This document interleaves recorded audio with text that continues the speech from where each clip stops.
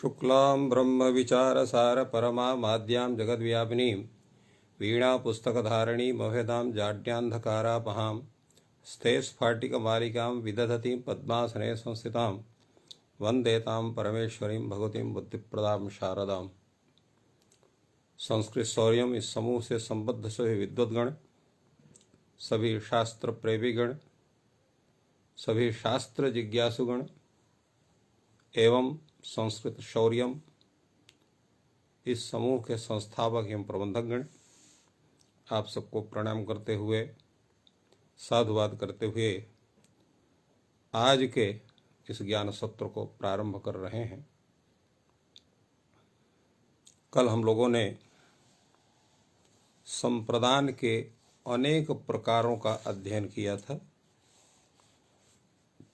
आज उसके आगे की हम लोग चर्चा करते हैं। कल क्रुद्ध द्रुहेशा सूयार्थानाम यम प्रतिकोपः यहाँ तक का व्याख्यान हुआ था। आज उसी से मिलता जुलता दूसरा सूत्र है कुद्र द्रुहो रूपसृष्टयो कर्म,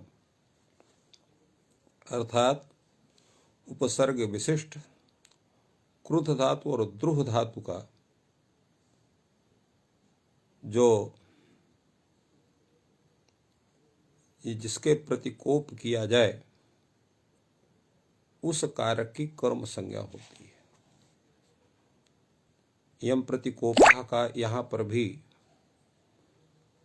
अनुवर्तन होता है, इसलिए उपसर्गवृष्ट क्रुद्ध धातु और द्रुह धातु के योग में जिसके प्रति क्रोध किया जाए उस कारक की कर्म संज्ञा होती है। प्रयोग है क्रूरम अभिक्रुध्यति क्रूरम अभिद्रुह्यति। यहाँ पर अभिपूर्वक क्रोध धातु है, अभिपूर्वक द्रुह धातु है। इनके प्रयोग में क्रोध क्रूर व्यक्ति के प्रति क्रिया किया जा रहा है, तो इसलिए यहाँ जो कारक है क्रूर, उसकी कर्म संज्ञा इस सूत्र से होती है। वस्तुतः यहाँ पर कारक क्रूर की क्रुद्ध द्रुहेशा सूयार्थानाम यम प्रतिकोपा सूत्र से संप्रदान संज्ञा प्राप्त थी, जिसको अपवादत्वाद बाध करके इस सूत्र से कर्म संज्ञा होती है। और कर्मणि द्वितीया से द्वितीय विभक्ति का नियमन करने पर क्रूरम अभिक्रुध्यति क्रूरम अभिद्रुह्यति ये प्रयोग सिद्ध होते हैं। यहाँ जो है वस्तुतः क्रुद्ध और द्रुह के अकर्मक होने के कारण, क्रुद्ध भी धातु अकर्मक है, द्रुह धातु भी अकर्मक है, तो अकर्मक होने के कारण यहाँ पर हरि इत्यादि कोई भी कर्म यहाँ नहीं है।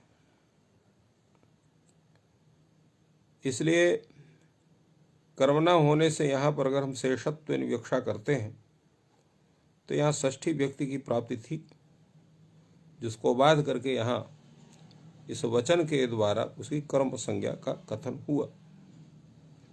ये इसका मुख्य स्वरूप है। इसलिए इसकी कर्म संज्ञा होने से, कर्मणि द्वितीया होने से क्रूरम अभिक्रुध्यति क्रूरम अभिद्रुह्यति ये प्रयोग सिद्ध होते हैं। इसी प्रकार का दूसरा सूत्र है अगला राधिक्षोर यस्य विप्रश्नः। अब यहाँ पर राध धातु और ईक्ष धातु, तो राध धातु के और ईक्ष धातु का जो कारक उसकी संप्रदान संज्ञा होती है, परंतु कारक कौन होना चाहिए? विप्रश्न होना चाहिए। विप्रश्न शब्द का अर्थ क्या होगा?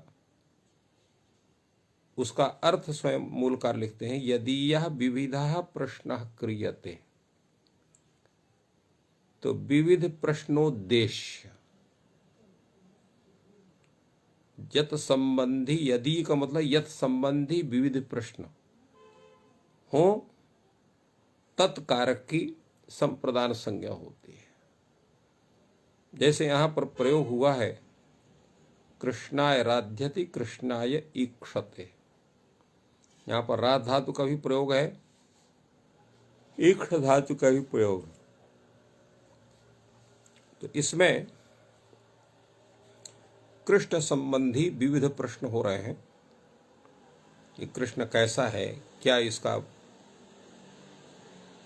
जो है भविष्य है इत्यादि। तो इसलिए यहां पर राध धातु और ईक्ष धातु के योग में विद्यमान कारक यत संबंधी विविध प्रश्न हो रहे हैं, उस कारक कृष्ण की संप्रदान संज्ञा इस सूत्र से होती है। कृष्ण के जगह आप किसी अन्य भी शब्द को रख सकते हैं, यत संबंधी अनेक प्रश्न हो रहे हों। कोई यहाँ पर शुभाशुभ पर्यालोचन ही नहीं, तद विषयक अन्य जानकारी, जैसे कोई किसी बच्चे का विवाह के लिए कहीं जाता है, उसके विषय में जानकारी करता है कि भाई वो लड़का कैसा है, कितना पढ़ा लिखा हुआ है, स्वभाव उसका कैसे है, कार्य करने की शैली कैसी उसकी है इत्यादि, वो भी अनेक प्रकार के प्रश्न हो सकते हैं। तो वहाँ पर भी उसकी जो है, अगर राध धातु और ईक्ष धातु का योग है तो उसकी संप्रदान संज्ञा वहाँ पर हो सकती है। तो ऐसे प्रयोगों को हम लोग स्वयं भी उसकी परिकल्पना कर सकते हैं। और यहाँ जो मूलकार है उसने कृष्ण शब्द को दिया, उसका अर्थ लिखा पृष्ठा गर्गः शुभा शुभम पर्यालोचयति इत्यर्थ। तो पृष्ठः गर्ग अर्थात कृष्ण विषये पृष्ठः गर्ग, कृष्ण के विषय में जिससे पूछे गए हैं प्रश्न कृष्ण संबंधी, तो जो आचार्य गर्ग हैं वो कृष्ण संबंधी शुभाशुभ का पर्यालोचन कर रहे हैं। तो इसलिए यहाँ पर जो है कृष्ण विषयक विविध प्रश्न होने के कारण कारक जो कृष्ण है उसकी संप्रदान संज्ञा होती है राध धातु और ईक्ष धातु का प्रयोग होने के कारण। तो ये देखिए आज हमारे सामने ये दो संप्रदान उपस्थित होते हैं। एक होता है वही पूर्व जिसके प्रतिकोप किया जाए, ऐसा उपसर्ग विष्णु क्रुध और द्रुह धातु है। यद्यपि इसकी संप्रदान संज्ञा तो नहीं होती है, परंतु संप्रदान संज्ञा प्राप्त रहती है। तो इसलिए यहां पर क्या है, बाध्य बाधक भाव है, उत्सर्गापवाद है। उत्सर्ग है क्रुध द्रुहेशा सुयार्थानाम यम प्रतिकोप, और अपवाद है क्रुध द्रुहो उपसृष्टयोः कर्म। तो उत्सर्गापवादयोः समान विषयकत्व, उत्सर्ग और अपवाद का समान विषय होता है। इसलिए कर्म संज्ञा भले ही होती है किंतु कर्म संज्ञा संप्रदान को बात करके हो रही है, इसलिए संप्रदानत्व का उसमें स्वरूप रहेगा, और वह संप्रदानत्व का स्वरूप है यम प्रतिकोपः। तो वो उसके विद्यमान रहने से इसकी संप्रदान संज्ञा प्राप्त थी, जिसका अबाधत्वाद बात करके और कर्म संज्ञा होती है। तो वो भी एक संप्रदान का स्वरूप हो सकता है, इसलिए संप्रदान प्रकरण में इसका पाठ भी है। और साथ साथ ये जो राधी क्षोर्यस्य विप्रश्नः, तो यहाँ पर प्रश्नोद्देश्य जो बन रहा है, यत संबंधी विविध प्रश्न, तो प्रश्न का उद्देश्य अर्थात यत संबंधी प्रश्न हो रहे हैं तो प्रश्नों का उद्देश्य हो रहा है। तो प्रश्नोद्देश्य है उसकी संप्रदान संज्ञा हो रही है राध और ईक्ष धातु के योग में। इसी प्रकार जो है अगला जो सूत्र है आपका, प्रत्यांभ्याम श्रुवः पूर्वस्य कर्ता, प्रतिपूर्वक आंग पूर्वक जो श्रु धातु, उस श्रु धातु का योग रहने पर पूर्वस्य प्रवर्तना रूप व्यापारस्य कर्ता संप्रदानम स्यात्। तो इस धातु के माने प्रति आंग पूर्वक श्रु धातु के योग में पूर्व जो प्रवर्तनारूप व्यापार है उसका जो कर्ता है उसकी संप्रदान संज्ञा होती है। प्रवर्तनारूप व्यापार क्या हुआ? प्रवर्तना नाम प्रेरणा। तो प्रेरणा रूप जो व्यापार हो रहा है उस व्यापार का जो कर्ता है वो संप्रदान हो रहा है। यहां पर प्रयोग जैसे इन्होंने लिखा, विप्राय गाम प्रतिशृणोति, विप्राय गाम आश्रृणोति। प्रतिपूर्वक श्रु धातु, आंग पूर्वक श्रु धातु। प्रत्यांग यह जो है समूह का ग्रहण नहीं है, पृथक का ग्रहण। प्रतिपूर्वक श्रु, आंग पूर्वक श्रु, प्रति आंग पूर्वक श्रु ऐसा नहीं है। तो प्रतिशृणोति आश्रृणोति का अर्थ होता है प्रतिजानाति, अर्थात प्रतिज्ञा करता है। तो इसलिए उसका अर्थ यहां पर उन्होंने निर्देश किया कि विप्रेण मह्यम देह इति प्रवर्तितः प्रतिजानीते। विप्राय गाम प्रतिशृणोति आश्रृणोति, अर्थात विप्राय गाम दातुम प्रतिजानाति, प्रतिज्ञाम करोति इत्यर्थ। विप्र को गाय देने की वो प्रतिज्ञा करता है। विप्राय गाम दातुम प्रतिजानाति, प्रतिज्ञाम करोति है प्रतिशृणोति आश्रृणोति का अर्थ। परंतु यहां जो प्रवर्तना रूप व्यापार है किस रूप में है? कल इसकी व्याख्या एक सामान्य रूप से हुई थी, क्योंकि व्यक्ति के जीवन में जो अनेक प्रकार के जाने अनजाने पाप कर्म होते हैं उनके निवारण के लिए अथवा विशिष्ट कल्याण की कामना करने के लिए गोदान होता है, गोदान का संकल्प होता है, गोदान किया जाता है। प्रायश्चित रूप में भी होता है, उसको प्राजापत्य के रूप में भी उसका ग्रहण होता है। याग आदि में भी इसका विशेष विचार है। तो इसका दान करने के लिए उसके यजमान के पाप कर्म के अपनोदन हेतु अथवा विशिष्ट फल के प्राप्ति हेतु जो विप्र है उसको कहता है कि इस विषय में इस फल को प्राप्त करने या इस पाप के को हटाने के लिए आपको गोदान करना चाहिए, वो प्रेरित करता है। तो ये प्रेरणा रूप जो व्यापार है उसी को प्रवर्तना भी कहते हैं। प्रवर्तना रूप जो व्यापार है उसका कर्ता कौन है? विप्र है। तो इसलिए उस विप्र की प्रतिपूर्वक श्रु धातु, आंग पूर्वक श्रु धातु के प्रयोग में उसकी संप्रदान संज्ञा होती है। तो अर्थात प्रतिपूर्वक श्रु, आंग पूर्वक श्रु धातु के योग में प्रवर्तनारूप व्यापार का जो कर्ता उसकी संप्रदान संज्ञा होती है। पृथक रूप में संप्रदान का स्वरूप प्राप्त होता है, जिसका जैसे विग्रह हमने बतलाया यह है। तो यहाँ विप्र है यहाँ पर प्रेरणा क्रिया का कर्ता, इसलिए उसकी संप्रदान संज्ञा इस सूत्र से होती है। और चतुर्थी संप्रदान समय पर चतुर्थी व्यक्ति होकर के विप्राय गाम प्रतिशृणोति आश्रृणोति ये प्रयोग सिद्ध होता है। अगला सूत्र है अनुप्रतिगृणश्च, अर्थात अनुपूर्वक आभ्याम गृणाते कारकम पूर्व व्यापारस्य कर्तृभूतम उक्त संज्ञम स्यात्। यहां पर भी पूर्व व्यापार लिया है, पूर्वस्य कर्ता इसकी यहां पर अनुवृत्ति होती है। प्रत्यांगभ्याम शुभः पूर्वस्य कर्ता इस सूत्र से, अनुप्रतिगृणश्च इस सूत्र में चकार से पूर्वस्य कर्ता की अनुवृत्ति होती है। इसलिए इसका अर्थ बनता है आभ्याम।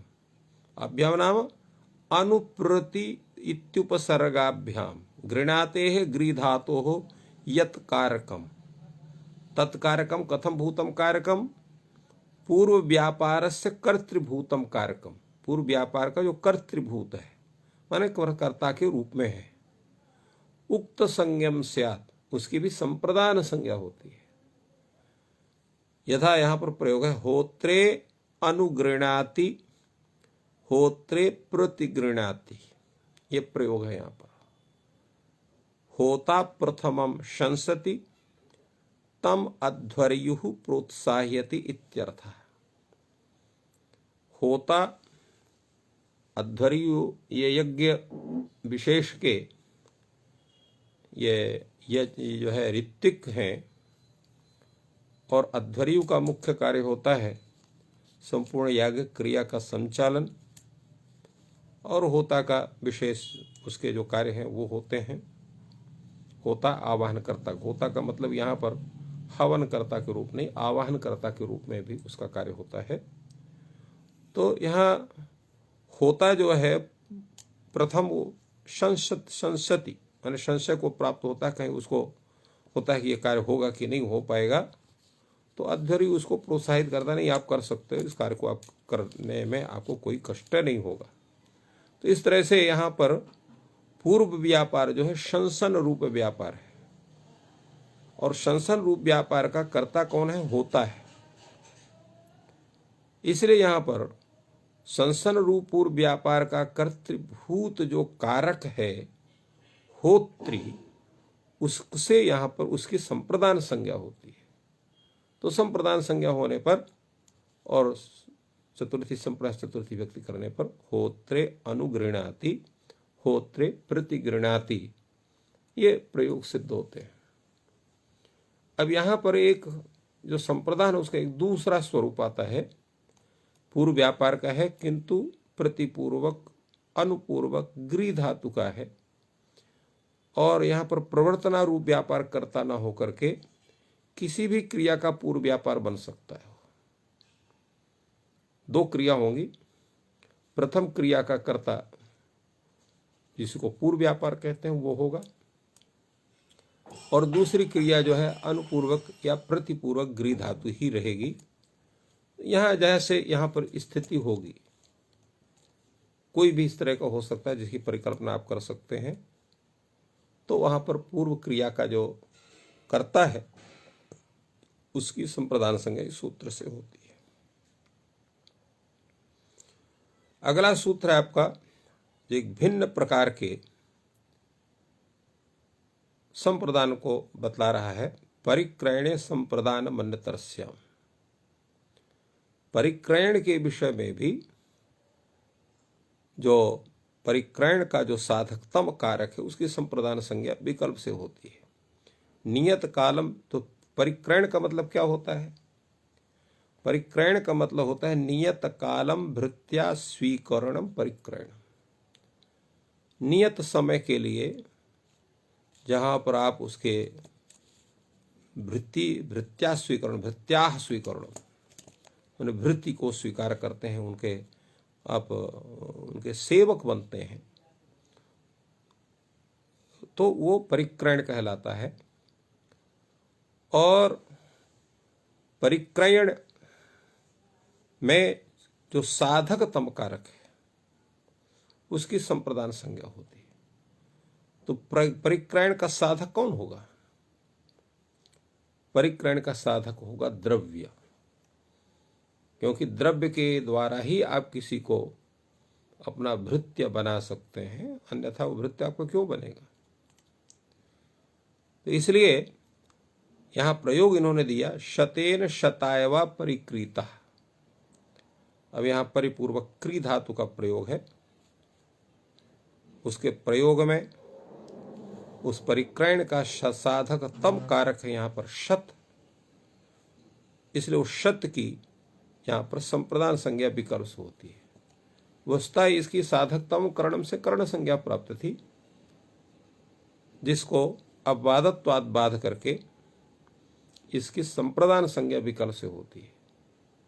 जो संप्रदान संज्ञा नहीं होगी तो साधकतम कर्णम सूत्र से कर्ण संज्ञा होगी। कर्ण संज्ञा होने पर कर्तिकर्ण तृतीया विभक्ति, तो शतेन यह रूप सिद्ध होगा। और जब संप्रदान संज्ञा होगी तो संप्रदान चतुर्थी संप्रदाने से चतुर्थी विभक्ति होने पर शता यह रूप होगा। इसलिए दोनों रूप आपके सामने उपस्थित है, शतेन शतायव परिक्रीता। तो अब देखिए इतने स्वरूप संप्रदान के आपके सामने उपस्थित होते हैं। हम एक बार फिर से आपको उनका सबका परिचय करा देते हैं, कितने संप्रदान आपके सामने उपस्थित हुए हैं। एक बार उनका सिंहावलोकन आप करिए। प्रथम संप्रदान आपका वो है जहाँ पर दानक क्रिया का कर्ता दानार्थक धातु के प्रयोग में कर्म के माध्यम से जिससे संबद्ध होना चाहता है, यही मुख्य संप्रदान है। दूसरा एक है जहाँ पर क्रिया के द्वारा संबद्ध होना चाहता है, वो द्वितीय संप्रदान, उसको भी आप मुख्य एक ढंग से कह सकते हैं। तीसरा जो है रुच्यर्थक धातु के प्रयोग में जो प्रियमाण अर्थ है, उसको भी एक ढंग से आप मान सकते हैं, परंतु ये सामान्य न होकर के ये सब विशेष है। रुच्यर्था नाम प्रियमाण से लेकर के और अनुपरिक्रणे संप्रदान मन्य तरस्याम तक ये जितने सूत्र हैं, ये तत्त धातु विशेष के योग में अर्थ विशेष में संप्रदान संज्ञा का विधान कर रहे हैं। जैसे हमने बतलाया कि रुच्यर्था नाम प्रियमाण, ये प्रियमाण अर्थ की संप्रदान संज्ञा करता है। तो श्लाघनु स्था शपाम गीप समान, इसमें श्लाघनु स्था शप धातु के प्रयोग में बोध कराने के लिए जो इष्ट है उसकी संप्रदान संज्ञा कर रहा है। और इसी प्रकार जो धारे उत्तमरण है, यह उत्तमरण की कर रहा है, उसमें भी ऋण्यंत धारी धातु के प्रयोग में। और स्पृहे रीप्सिता, यह स्पृह धातु के प्रयोग में जो इष्ट है उसकी संप्रदान संज्ञा कर रहा है। और क्रुद्ध रेशा सूयार्थानाम, क्रुद्ध द्रुह ईर्ष्या और असूयार्थक धातुओं के प्रयोग में जिसके प्रतिकूप किया जाए उसकी संप्रदान संज्ञा कर रहा है। और यही बात क्रुद्धयो रूप सृष्टयो कर्म, ये उसी स्वरूप में कर्म संज्ञा का।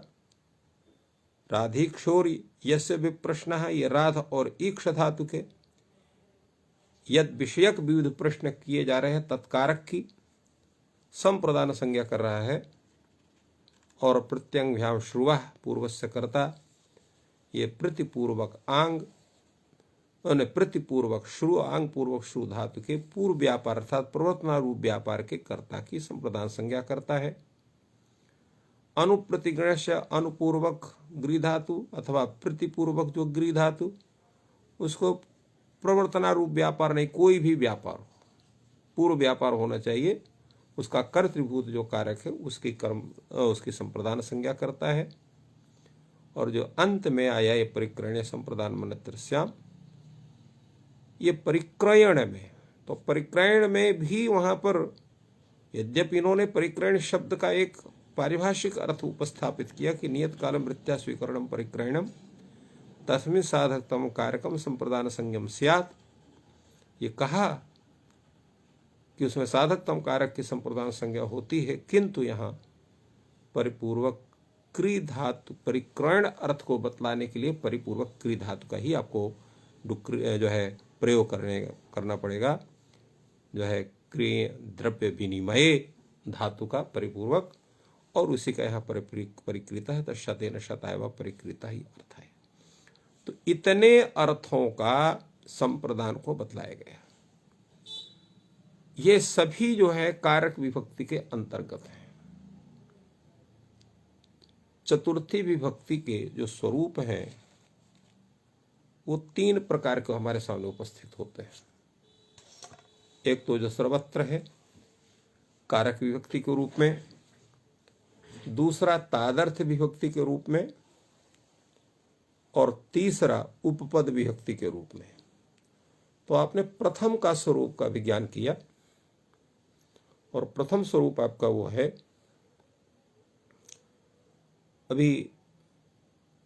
अब यहां तादर्थ चतुर्थी के विषय में एक वार्तिक है, तादर्थ्य चतुर्थी वाच्य। तादर्थ का तात्पर्य क्या होता है?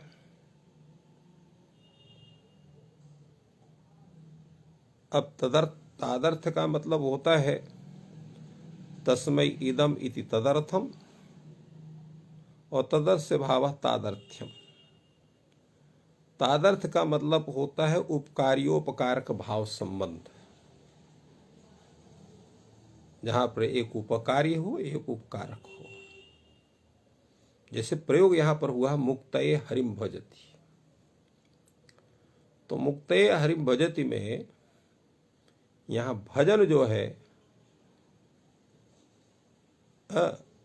तो उपकारक है, क्योंकि भजन किस लिए कर रहा है?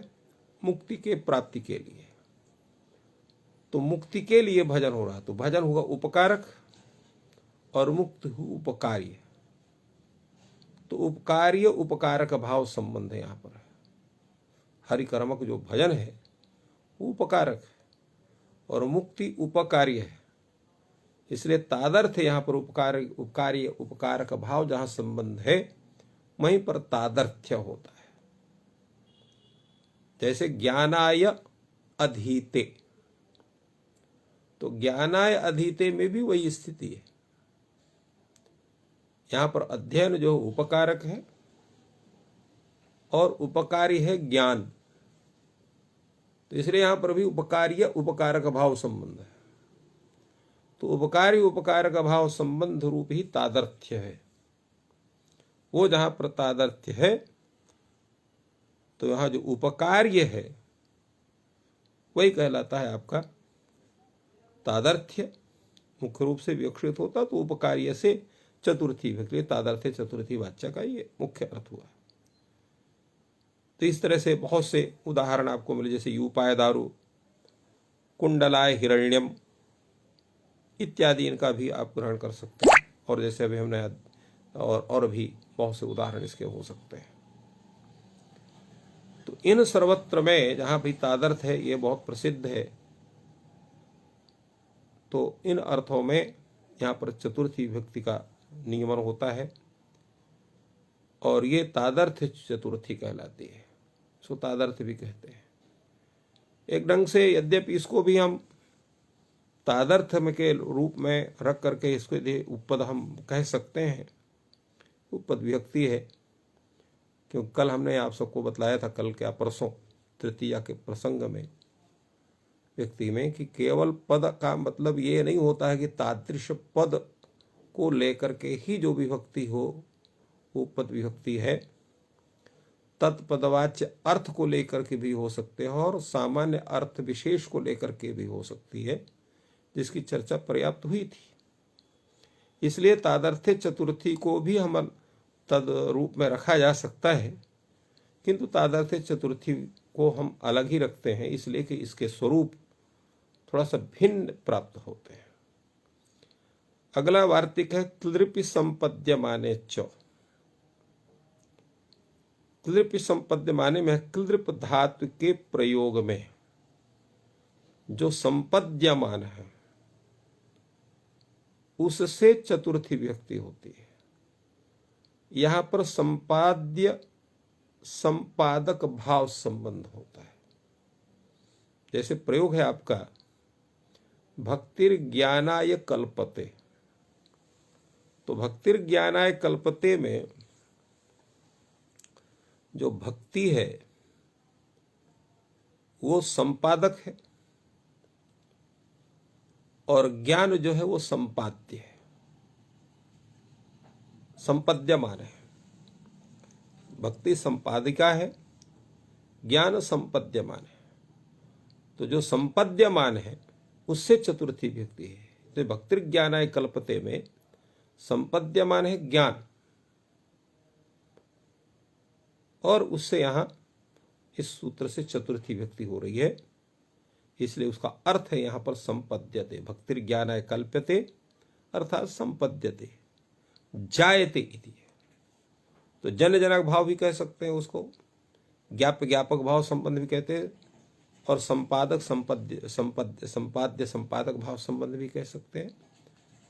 इस तरह से यहां इसलिए तीनों स्वरूप, क्योंकि यहां पर संपद्यमान का अर्थ ये तीनों अर्थ होता है। कल्पना भी उसका हो गया, संपादन भी हो गया और ज्ञान भी हो गया, उत्पन्न उत्पादन भी हुआ। भक्ति ज्ञानाय कल्पते का तात्पर्य हुआ। तो इसलिए यहां पर जो संबंध है, जैसे हमने आप लोगों को बतलाया था, जहां जहां उपपद विभक्ति रहेगी वहां पर संबंध विशेष की परिकल्पना होती है, और उस संबंध में प्राप्त जो षष्ठी उसको बाध करके तत्त सूत्र विशेष से विभक्ति विशेष का नियमन होता है। इसी तरह से आपका अगला वार्तिक है उत्पातेन ज्ञापिते च।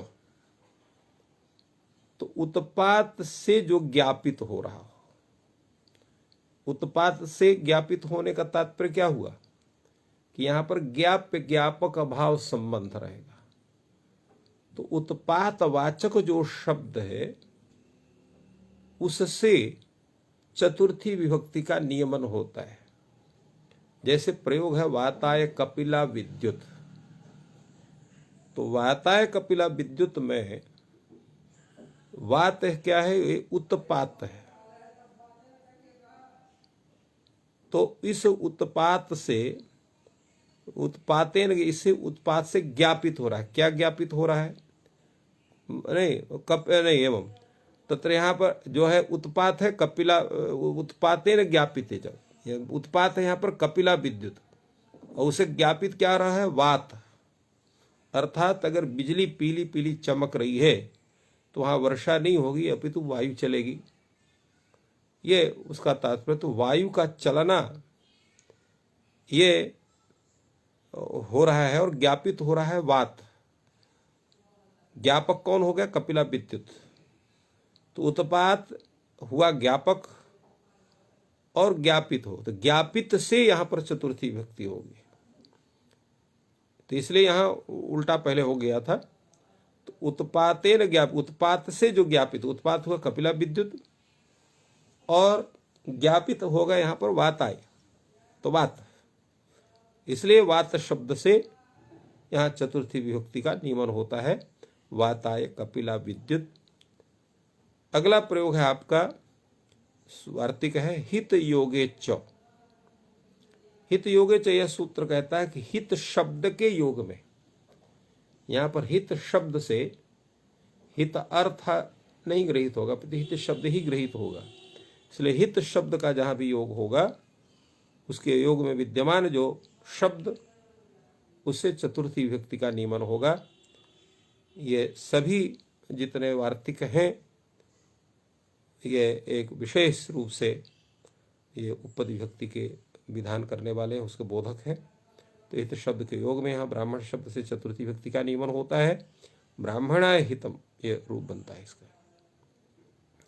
अगला आपका सूत्र है क्रियार्थोपदस्य च कर्मणि स्थानिनः।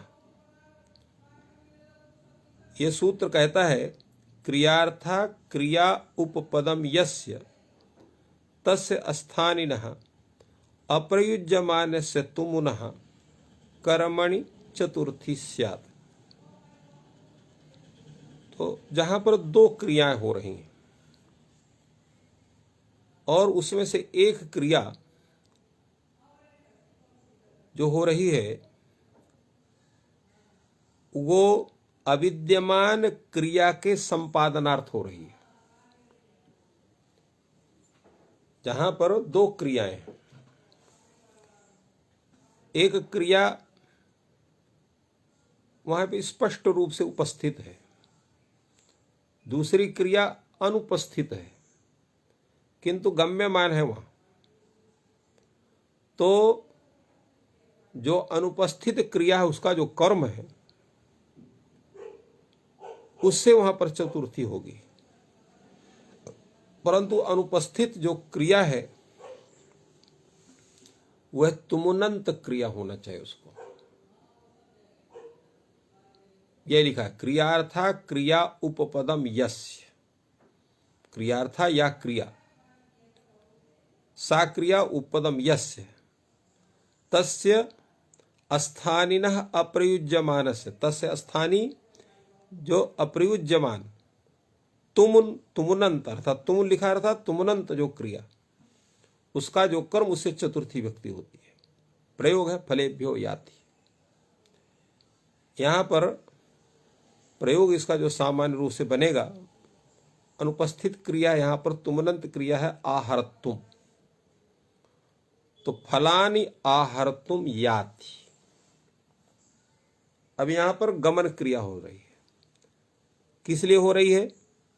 फल कर्मक आहरण हेतु। तो क्रियार्थक क्रिया यहां पर गमनक क्रिया है और उसकी उपपद अप्रयुज्यमान स्थानीय क्रिया हो। तुमनंत क्रिया कौन है? आहर्तुम क्रिया। उस आहर्तुम क्रिया का कर्म है फलान। उस फलवाचक शब्द से यहां पर चतुर्थी विभक्ति होगी, अर्थात उसको चतुर्थी विभक्ति का नियमन होगा, तो फलेभ्यो याति ऐसा प्रयोग बनेगा। अर्थ उसका हो गया फलानि आहर्तुम याति। इसी तरह से नमस्कुर्मो नृसिंहाय, ये यहां पर है। यद्यपि यहां पर नमस्पूर्वक जो क्री धातु है उसका जो कर्म अगर यहां पर हम नृसिंह को मानेंगे तो नमस्कुर्मः नृसिंहम ऐसा होना चाहिए था, किंतु यहां पर भी है। यहां पर क्रियार्थक क्रिया है नमस्कारक क्रिया, और वह क्रिया है उपपद जिसकी ऐसे जो स्थानीय जो अप्रयुज्यमान तुमनंत क्रिया है वो क्रिया है अनुकूलयितुम क्रिया। उस अनुकूलयितुम क्रिया का कर्म है नृसिंह, तो उसके से यहां पर चतुर्थी व्यक्ति होती है इस सूत्र के द्वारा, इसलिए नमस्कुर्मो नृसिंहाय ये रूप बनता है। इसी प्रकार स्वयंभुवो नमस्कृत्य, इसको भी इसी तरह से जाने। यहां पर भी नमस्कार क्रिया जो है क्रियार्थ उपपद क्रिया, क्रियार्था क्रिया यहां पर नमस्कार क्रिया है, और उसकी उपपद स्थानीय अप्रयुज्यमान क्रिया यहां पर अनुकूलयितुम तुमनंत क्रिया है। उसका कर्म है यहां पर स्वयंभुव, स्वयंभू शब्द है, उससे यहां पर चतुर्थी व्यक्ति का नियमन करके स्वयंभुवे नमस्कृत्य ये अर्थ बनता है। तो इस तरह से इनका स्वरूप बनता है। ये भी जो सूत्र है और इसे जो चतुर्थी विभक्ति का विधान हो रहा है, इसको भी हम उपपद विभक्ति के अंतर्गत ही मानेंगे। अगला सूत्र है तुमूर्थाच्च भाववचनात्। तो भाववचनाश्च इति सूत्रेण यो विहितः तदन्तात् चतुर्थी स्यात्। अर्थात भाववचनाश्च यह सूत्र है आपका, और यह सूत्र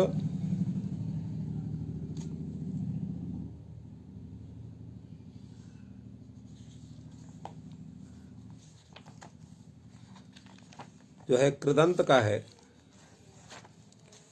और इसके द्वारा जिस प्रत्यय का विधान होता है वो प्रत्यय है आपका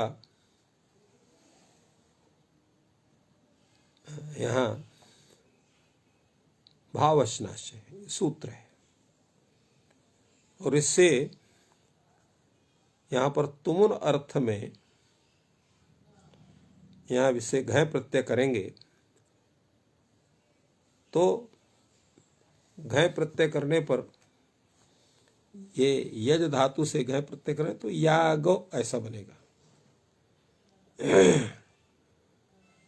तो भाव वचना सूत्र से जहां पर यह प्रत्यय हुआ है, तदंत शब्द आपका याग है, और किस अर्थ में? तुमुन अर्थ में। तो तुमुन अर्थ में माने यष्टुम इस अर्थ में, इसलिए यष्टुम इस अर्थ में यज धातु से घय प्रत्यय भाववचना सूत्र से होकर के याग शब्द बना। तो इस सूत्र से विहित जो तदंत जो याग शब्द है उससे यहां पर चतुर्थी व्यक्ति होती है, और इसलिए यागा या याति अर्थ इसका बना यष्टुम याति इत्यर्थ। तो इस तरह से इस प्रयोग की यहां पर सिद्धि हुई है। अगला जो आपका सूत्र है वो आपका है नमः स्वस्ति स्वाहा सदा अलम वषट योगाच्य। ये बड़ा प्रसिद्ध सूत्र है, सर्वत्र इसका प्रयोग होता है। तो नमः स्वस्ति स्वाहा स्वधा अलम वषट, इनके योग में विद्यमान जो भी प्रातिपदिक है उससे चतुर्थी विभक्ति होती है। जैसे प्रयोग यहां पर हरये नमः है, तो यहां पर नमः शब्द है, उसके योग में विद्यमान यहां पर हरि शब्द है प्रातिपदिक, उससे इस सूत्र के द्वारा चतुर्थी विभक्ति का नियमन होता है। जैसे हरये नमः ऐसा प्रयोग होता है। उपपद विभक्ते कारक विभक्ति बलीयसी नमस्करोति देवान। नमस् ये अव्यय है, और जब किसी ये धातु के साथ इसका संबंध होगा तो नमस् पुरुषो और गत्यो से उसकी गति संज्ञा होती है, और गति संज्ञा होने से समस्त होकर के नमस्क्रिय समस्त शब्द बनता है, और उसका जो प्रयोग होता है नमस्करोति बनता है।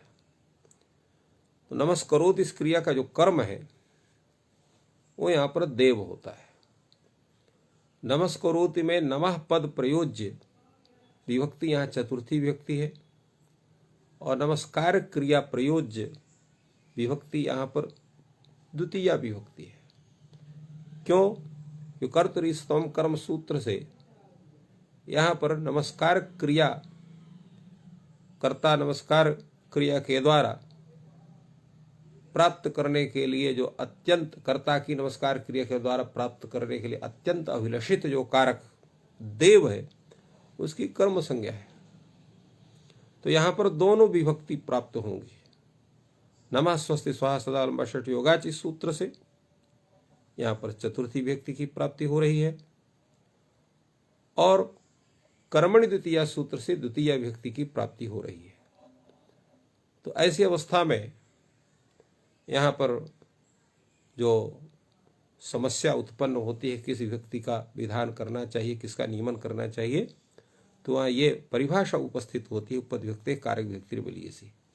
जहाँ उपपद विभक्ति की भी प्राप्ति है और कारक विभक्ति की भी प्राप्ति है, तो वहाँ कारक विभक्ति ही बलवती मानी जाती है।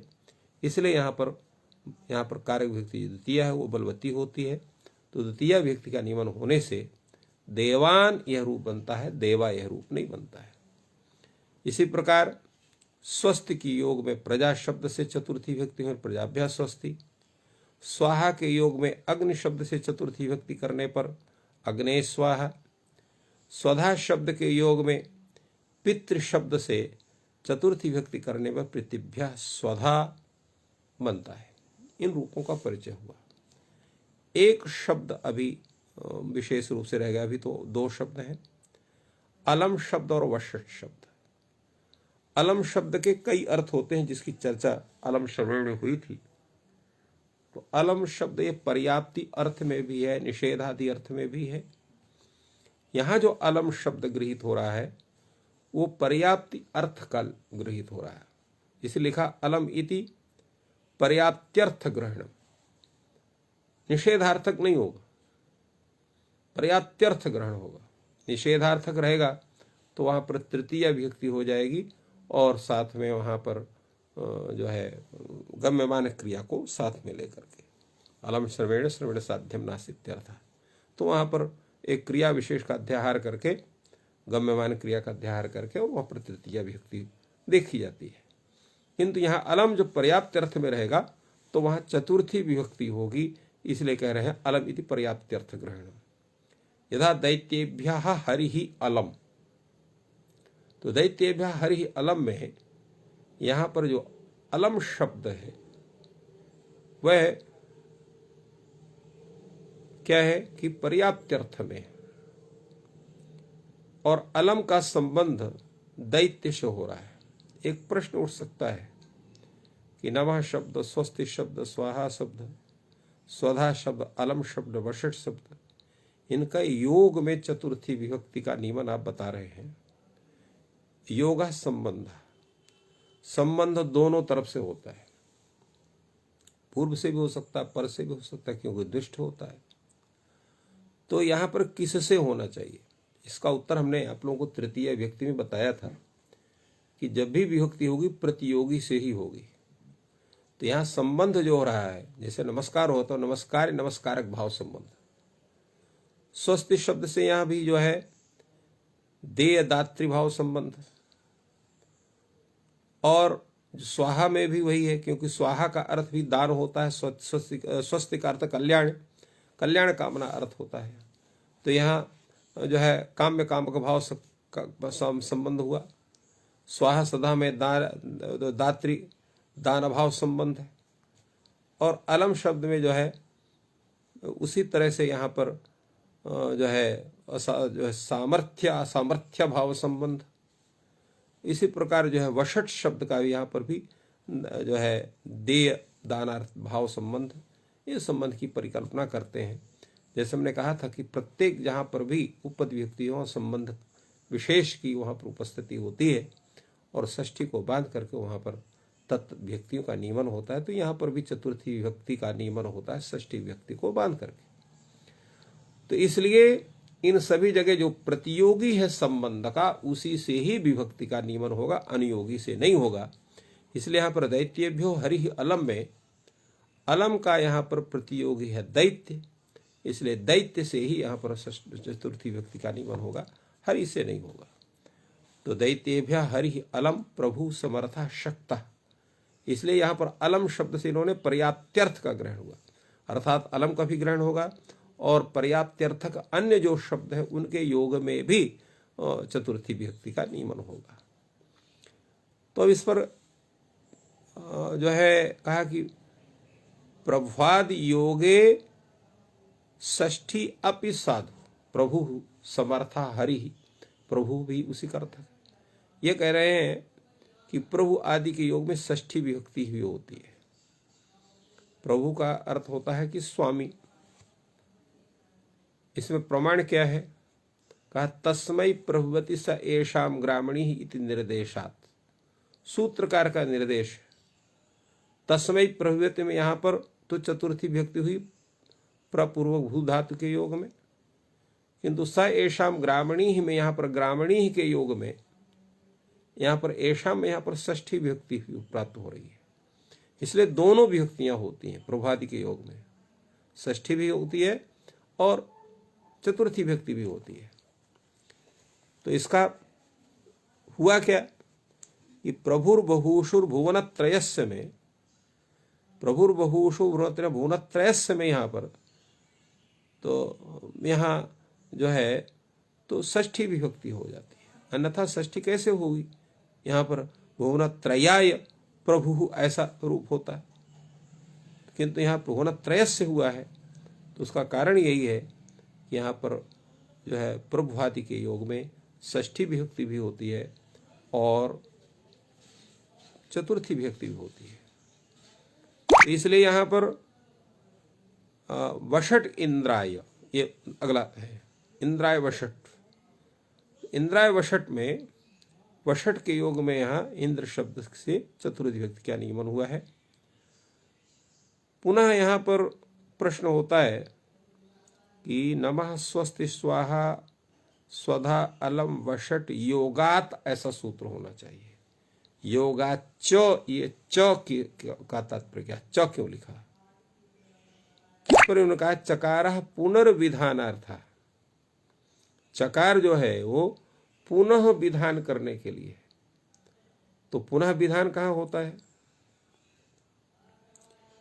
जैसे स्वस्ति शब्द है, स्वस्ति शब्द जो है आशीर्वाद अर्थ को भी कहता है, कल्याण सामान्य कल्याण अर्थ को भी कहता है। तो जब आशीर्वाद अर्थ में उसका विकसित रहेगा तो चतुर्थी चाशीष इत्यादि सूत्र से यहाँ पर षष्ठी विभक्ति प्राप्ति होगी।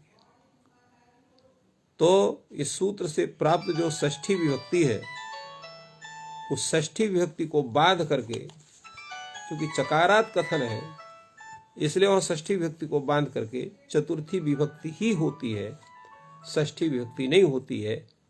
ये इसमें ये कार्य करता है चकार ग्रहण। तो अर्थात वो बलवती चतुर्थी व्यक्ति होती है और चतुर्थी व्यक्ति का स्वस्ति को भ्यः भूयात, ऐसा ही उसका अर्थ बनता है। अगला आपका सूत्र है मन्य कर्मण्यनादरे विभाषा प्राणिषु प्राणिवर्जे मन्यते कर्मणि चतुर्थी वा स्यात् तिरस्कारे।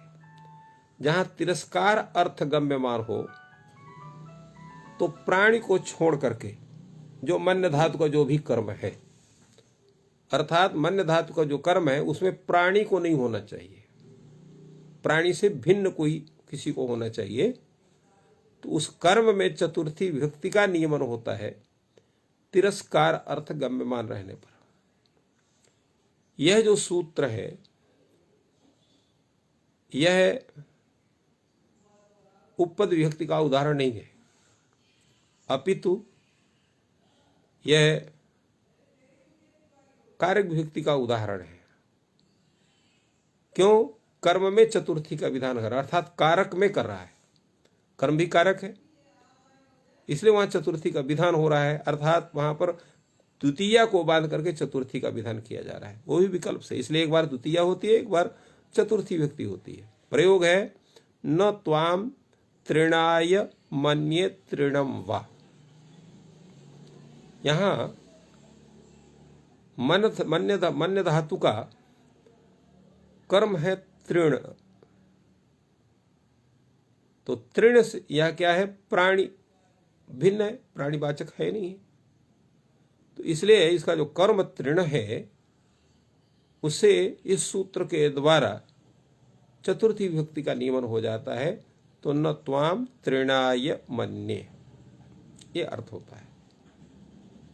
और जब चतुर्थी नहीं होती है क्योंकि विकल्प से विधान हो रहा है तो वहां पर द्वितीय विभक्ति हो जाती है कर्मण द्वितीय से, तो तृणम न त्वाम तृणम मन्ये यह होता है। दूसरे एक चीज यह है कि मन्य कर्मण्यानादरे विभाषा प्राणिषु में मन्य ऐसा उल्लेख है, न कि मन ऐसा उल्लेख है।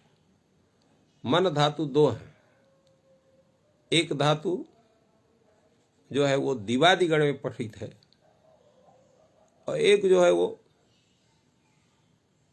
स्वादिगण में पठित है। तो इसलिए एक का जो है मन्यते मन्यते मन्यन्ते, एक का मनुते रूप बनता है और उसका जो है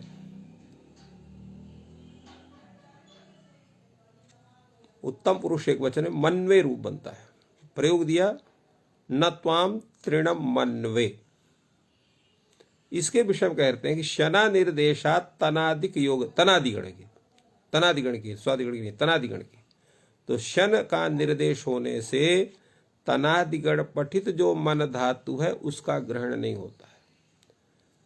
अगर मन कर्मण्यानादरे ऐसा सूत्र होता तो दोनों का ग्रहण होता है, परंतु सूत्र में मन्यो ऐसा शन का निर्देश है, इसलिए तनादिगण पठित जो मन धातु है उसका ग्रहण यहां पर नहीं होगा।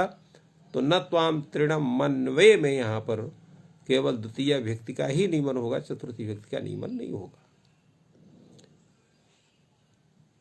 आगे यहां पर एक वार्तिक है, वो कहता है कि मन्य कर्मण्यानादरे विभाषा प्राणी सूत्र में अप्राणिषु कथन ठीक नहीं है। तो कहे क्या होना चाहिए? कहा अप्राणिषु इति अपनीय नौका कान्न शुक श्रृंगाल वर्जेषु इति वाच्यम। वहां पर अप्राणिषु को हटा करके नौ काक अन्न शुक श्रृंगाल वर्ज्यम ऐसा होना चाहिए वहां। तो इसलिए नौ शब्द तो ये अप्राणीवाची है, किंतु काक शुक और श्रृंगाल ये प्राणीवाची है। इनमें भी चतुर्थी का नियमन देखा जाता है, इसलिए अब प्राणी की जगह पर इसको रखना चाहिए। इसलिए न त्वाम नावम मन्ये, यहां पर जो है अप्राणीवाची होने पर भी यहां चतुर्थी का विधान नहीं हुआ। और न त्वाम शुने मन्ये, यहाँ पर जो है प्राणीवाची होने पर भी इससे यहाँ पर चतुर्थी विभक्ति हुई है। तो इसलिए अब प्राणिश के जगह नौका कान शुक श्रृंगाल वर्जेशु ये यहाँ पर होना चाहिए। इसलिए यहाँ पर शून्य मन्य होता है, क्योंकि शून्य स्व शब्द का पाठ नौका कान शुक श्रृंगाल में नहीं है। इसलिए इसमें यहाँ पर चतुर्थी विभक्ति मन्य कर्मणा नादरी भाषा प्राणिश सूत्र के द्वारा होती है। अगला सूत्र है गत्यर्थ कर्मणि द्वितीया चतुर्थ्यौ चेष्टाया मनध्वनि। ये कहता है अध्वभिन्ने गत्यर्थानाम कर्मणि एतस्तः चेष्टायाम, अर्थात गत्यर्थक जो धातु उसका कर्म, परंतु कर्म कैसा होना चाहिए? अध्वभिन्ने, मार्गवाची शब्द नहीं होना चाहिए उसको। तो उसको क्या होता है? कर्म में दो विभक्तियां होती हैं पर्यायतः, एक द्वितीय विभक्ति होती है और एक चतुर्थी विभक्ति होती है, किंतु एक शर्त है, चेष्टा वहां होना चाहिए। चेष्टायाम, चेष्टायाम अर्थात वहां पर वो क्रिया की स्थिति होनी चाहिए। चेष्टा का है, चेष्टा नाम तत्र शरीर यत्न विधानम, शरीर यत्न का विधान ही चेष्टा है। जैसे ग्रामं ग्रामाय वा गच्छति, तो यहां जो ग्राम है वो गत्यर्थक गम धातु का कर्म है, किंतु मार्ग से भिन्न कर्म है। इसलिए यहां पर एक बार द्वितीय विभक्ति होगी तो ग्रामं गच्छति, और एक बार चतुर्थी विभक्ति ग्रामाय गच्छति, दोनों प्रयोग होते हैं। प्रश्न हुआ कि चेष्टायाम ऐसा क्यों कहा गया? तो प्रयोग हुआ मनसा हरिम गच्छति। तो मनसा हरिम गच्छति में गम धातु का कर्म जो हरि है, इससे यहां पर द्वितीय और चतुर्थी दोनों हो चाहिए, किंतु वहां चेष्टा नहीं हो रही है, मन से जा रहा है, शरीर से नहीं जा रहा है। चेष्टा धर्म शरीर का है, मन का नहीं है। इसलिए यहां पर हरि शब्द से चतुर्थी विभक्ति का नियमन नहीं होता है, और कर्म संज्ञा होने से यहां पर कर्मणि द्वितीय सूत्र से द्वितीय विभक्ति का नियमन हुआ। इसी प्रकार अध्वनि किम अनध्वनि किम, अध्वभिन्न कर्म होना चाहिए। जैसे यहां पंथानम गच्छति, पंथानम गच्छति में जो मार्गवाची शब्द है, पथिन शब्द है, यहाँ ये भी गम धातु का कर्म है, किंतु क्या ये अध्ववाची है, अध्वभिन्न नहीं है। इसलिए इससे भी यहां पर चतुर्थी विभक्ति का नियमन नहीं हुआ। तो अध्वानम पंथानम गच्छति यही होता है। अब यहां पर भी बताते हैं कि कौन सा मार्गवाची शब्द गृहीत होगा, कौन सा मार्गवाची शब्द गृहीत नहीं होगा। यहां पर तो उसमें कहते हैं गंत्राधिष्ठिते अध्वनि एव अयम निषेध। तो जो चल मार्ग जिसमें चला जाता है, अर्थात जो गंता है, गमन करने वाला व्यक्ति है, वो जिसमें अधिष्ठित रहता है, ऐसा जो मार्गवाची शब्द है उसी के लिए निषेध है। अगर इस तरह का मार्गवाची शब्द नहीं है जिसमें गमन करने वाला अधिष्ठित होता है, ऐसा यहां पर मार्गवाची शब्द नहीं है, तो वहां चतुर्थी हो सकती है। यथा उत्पथेन पथे गच्छति, उत्पथेन पथे गच्छति में यहां पर कुमार्ग से सुमार्ग में जाता है, तो यहां जो ये मार्गवाची शब्द है पथिन शब्द, ये गंताधिष्ठित मार्गवाची शब्द नहीं है। इसलिए यहां पर पथिन शब्द से चतुर्थी विभक्ति भी होती है। तो उत्पथेन पथे गच्छति ऐसा भी होगा, उत्पथेन पंथानम गच्छति ऐसा भी होगा। ये दोनों प्रयोग हो सकते हैं। तो इस तरह हम लोगों ने चतुर्थी विभक्ति के विषय में कई चीजों का ज्ञान किया, जिसमें हम देखते हैं कि दो सूत्र आपके ऐसे हैं जो सामान्य सूत्र कहे जा सकते हैं, संप्रदान संज्ञा के विधायक बोधक, और उसके अनंतर अनेक सूत्र हैं जो रुच्यर्था नाम प्रियमाणा से लेकर के परिक्राण संप्रदान मनतरस्याम तक जो है परिकरणे संप्रदान मन तरस्याम, इस सूत्र तक ये सभी के सभी एक विशेष रूप में, विशेष धातुओं के योग में, विशेष अर्थ में ये संप्रदान संज्ञा का विधान करते हैं। इसके बाद तादृथे चतुर्थी के विषय में आपको ज्ञात हुआ, और इसके अनंतर जितने सूत्र हैं सभी और वार्तिक ये उपपद विभक्तियों का विधान करते हैं। और अंतिम सूत्र जो गत्यर्थ कर्मणि द्वितीया चतुर्थ चेष्टा बलध्वनि, ये भी सूत्र आपका ये कारक विभक्ति का सूत्र है जो द्वितीय और चतुर्थी दोनों का नियमन करता है। इस तरह से हम लोगों ने आज इस चतुर्थी विभक्ति के विषय में पूर्ण रूप से हम लोगों ने अध्ययन किया, और उसके विषय में जो आवश्यक चीज़ें थी उनका अध्ययन हम लोगों ने किया। और आज इस अध्ययन के साथ ही आज का ये सत्र को हम पूर्णता प्रदान कर रहे हैं। आप सबको बहुत बहुत धन्यवाद। जयतु संस्कृतम, जयतु भारतम।